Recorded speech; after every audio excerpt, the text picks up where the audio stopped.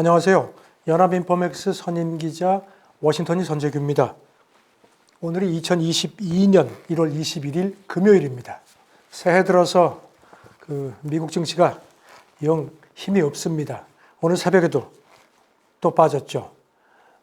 지금 연준이 올해 몇 차례 금리를 올리겠느냐, 중로는 한 네 차례 정도 아니겠느냐 하는데, 지금 도이체방크라든가 JP모건, 다이먼 회장 같은 경우는 7차례 인상 가능성까지 이렇게 얘기를 하는데요. 이런 가운데 지금 통상적으로는 아시다시피 한 번에 0.25%포인트, 25bp를 올리는데 50bp 정도 폭탄 상향 조정하지 않겠느냐, 물론 조심스러운 관측입니다.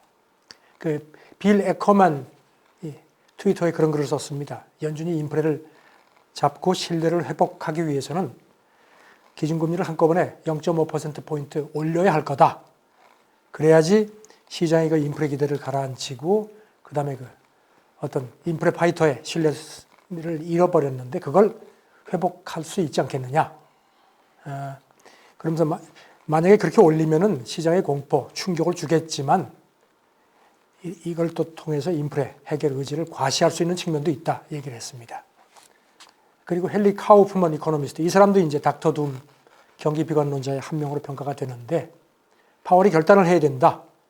그러면서 즉각 0.5%포인트 올리고 나서 더 올릴 수 있다고 경고를 하라는 겁니다. 강하게 시사를 하는 게 좋겠다. 모건 스탠리의 짐 캐런 매크로 전략 헤드도 시장 일각에서는 3월이 아닌 이달, 그러니까 다음 주죠.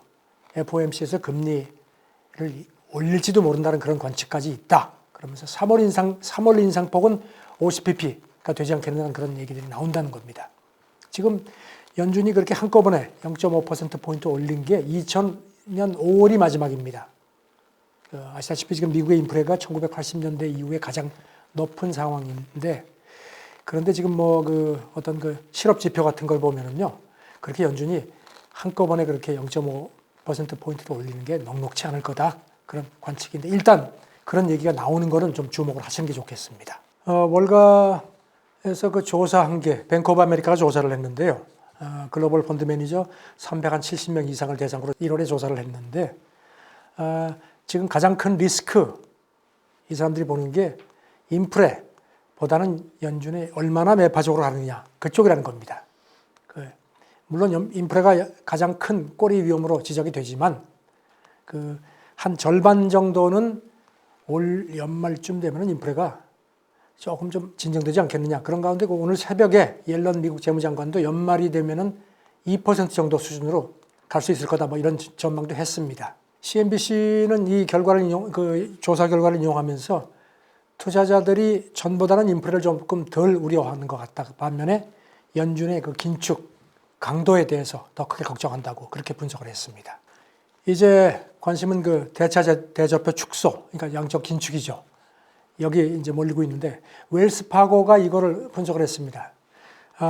오는 9월 FOMC에서 계획을 이렇게 발표하고 그 다음 달부터 실행하지 않겠느냐.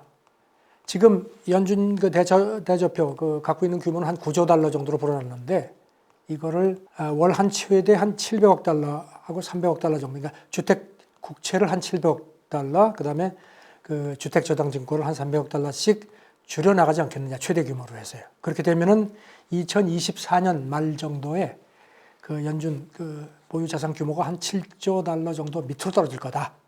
그러면서 이렇게 점진적으로 하는 게 장기 국채 상승 압력으로 작용을 하겠지만 그 강도는 좀 심각하지는 않을 거라고 그렇게 내다봤습니다.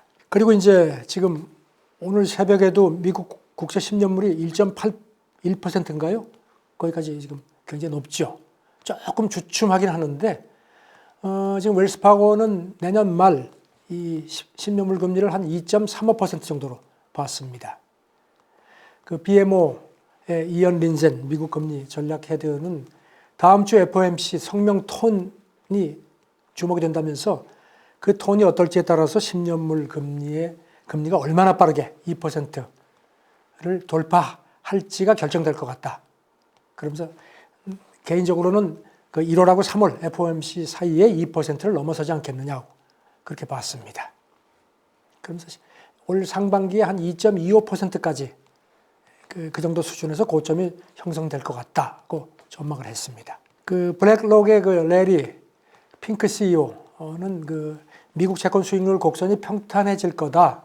그러면서 연준이 더 공격적으로 움직인다면 역전도 가능할 것 같다고 봤습니다. 뭐 역전이 되는 경우는 이제 침체를 예고하는 건데, 핑크는 그 10년물 수익률이 2.5%까지 상승할 거로 봤습니다. 그러면서 인플레도 더 높아질 건데, 이것 때문에 연준이 앞으로 한 2년 정도는 그 시장이 걱정하는 수준 이상으로 적극적일지도 모른다. 뭐 이렇게 봤습니다. 이런 가운데 지금 이제 월가에서는 미국 증시에서 발을 빼야 되느냐 뭐 이런 걱정들을 하는 그 목소리들이 나오는데요. 이거 관련해서 하락 저지서를 주목하라는 권고가 나왔습니다. 비즈니스 인사이더가 전했는데요. 페어리드 스트래티지의 그 KT 스톡턴 애널리스트가 고객 그 노트에서 전했는데요. S&P 지수가 4,546선에서 지지를 받아야 된다. 이게 계속 무너지면은 4,200선까지 더 한 10% 정도 더 빠질 수 있다고 봤습니다. 그러면서 이런 게 그 주식 익스포저 축소하고 하향식 해지를 통한 리스크 관리의 필요함을 보여주는 거라고 했습니다. 뭐 아시다시피 S&P 지수는 지난해 한 27% 정도 올랐죠. 그리고 작년에 그 가장 하락폭이 컸을 때도 5% 정도에 불과했습니다. 오늘 새벽에 한 1% 이상 빠졌죠. 4,482.73에 마감이 됐습니다. 이런 가운데 월스트리트저널이 그 아까 말씀드린 대로 투자자들이 증시에서 발을 빼야 될지를 걱정을 하는데 세 가지를 주목하라는 권고를 했습니다. 하나는 미국 경기 추이. 작년에는 5.6% 정도 성장했죠. 가지고 1984년 이후에 가장 높았는데 올해는 이제 그것보다 훨씬 좀 둔화될 거라는 전망이고요. 그리고 기업 상황, 이제 기업 수익률 추이 같은 것. 그리고 작년은 이제 투기 움직임이 많았는데 그게 올해는 많이 빠질 거다. 이 세 가지 요소를 잘 봐라. 이렇게 그 충고를 했습니다. 이런 가운데 그 네드 다비드 리서치의 그 크리스 홀트 전략가 얘기인데요. 미국 증시에 대한 투자 견해를 긍정적에서 중립으로 낮췄다고 했고요. 그 다음에 포트폴리오에서 5%가량을 주식에서 현금으로 이동시켰다고 소개를 했습니다. 이렇게 한 배경으로 올해 변동성이 더 높아질 것으로 관측되는 것, 그리고 연준의 공격적인 금리 인상 전망을 고려해서 이렇게 했습니다. 그러면서도 채권 대비 주식에는 여전히 비중 확대를 부여했고 그 중에서도 미국 주식에는 중립 견해를 유지한다고 덧붙였습니다. 억만장자 투자자 케빈 오리얼이, 이 사람은 인기 TV 프로 샤크탱크의 스타 진행자죠. 올해 미국 증시 그 수익률이 완만해지고 변동폭도 커지겠지만 그래도 공포를 극복하고 투자를 계속하는 게 좋겠다는 권고를 했습니다. 물론 작년처럼 미국 증시가 한 20% 넘게 오르지는 못할 거다. 하지만 자기가 볼 때는 그동안에 변덕스러웠던 시장이 이제 정상화되는 걸로 자기는 본다고 했습니다. 그리고 올해 투자자들이 그 8% 수익률하고 배당률 1% 포함해서 한 9% 정도 이게 만족을 해야 될 거라고 했습니다. 인플레가 마냥 가지는 않겠지만 그래도 걱정스럽다. 그러면서 특히 기술기업 먹구름이 짙다. 하지만 기술기업 자체가 본질적인 성장세가 여전하기 때문에 결국은 자기 스스로의 어떤 그런 한계점을 해결하지 않겠느냐 이렇게 조금 낙관적으로 봤습니다. 올해 들어서 지금 기술주 막 그야말로 난타가 심하죠. 그 기술주에 대해서는 굉장히 걱정들이 많습니다. 도이체방크가 투자자 조사를 한 게 있는데 결론은 이렇습니다. 미국 기술주 우려가 커졌다. 그러면서 대자표가 견고하고 가격 결정력을 가진 그 IT 종목을 선별하는 게 필요하겠다고 얘기를 했습니다. 도이체방크가 그 1월 마켓 서비 결과인데요. 투자자에게 49%가 미국 기술주에 거품이 끼었다고 봤고요. 아니라는 응답률은 39% 이거보다 적었습니다.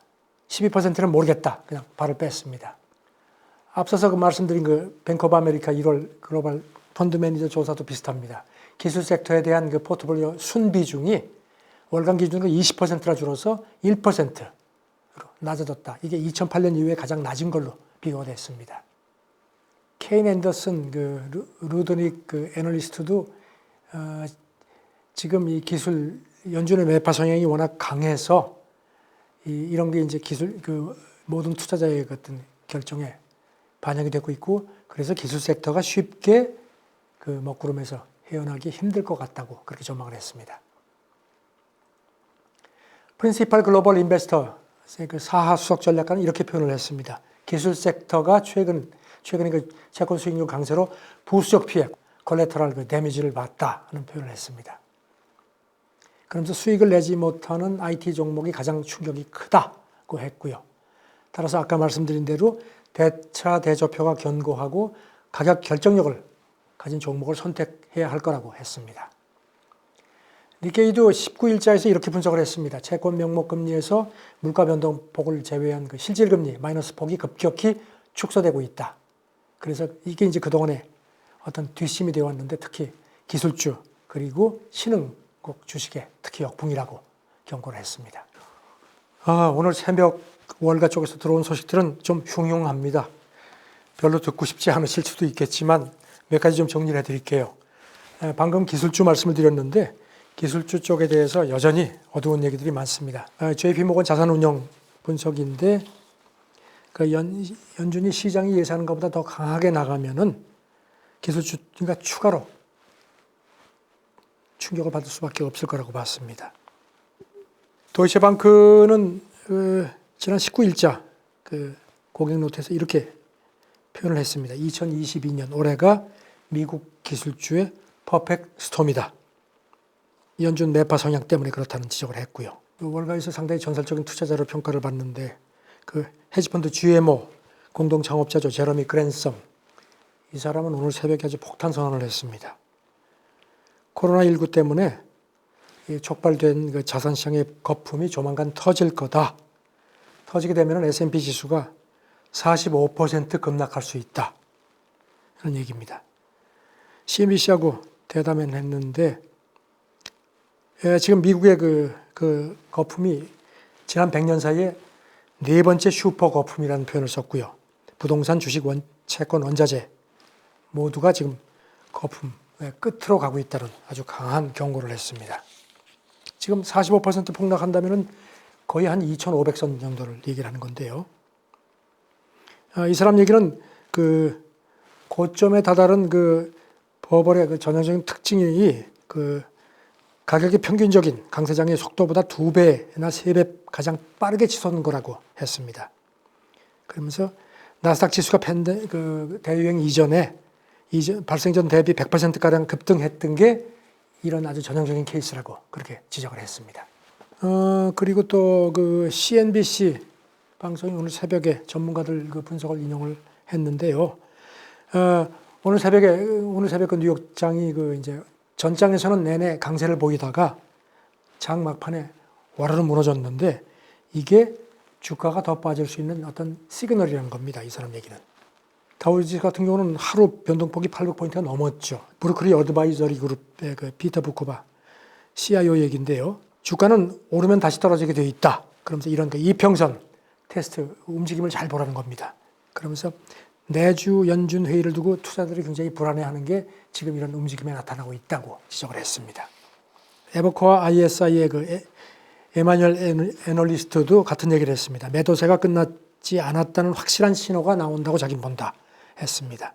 어쨌든지 열쇠는 다음 주 연준 FOMC입니다. 그 톤이 어떨지 잘 지켜봐야 될 것 같습니다. 감사합니다.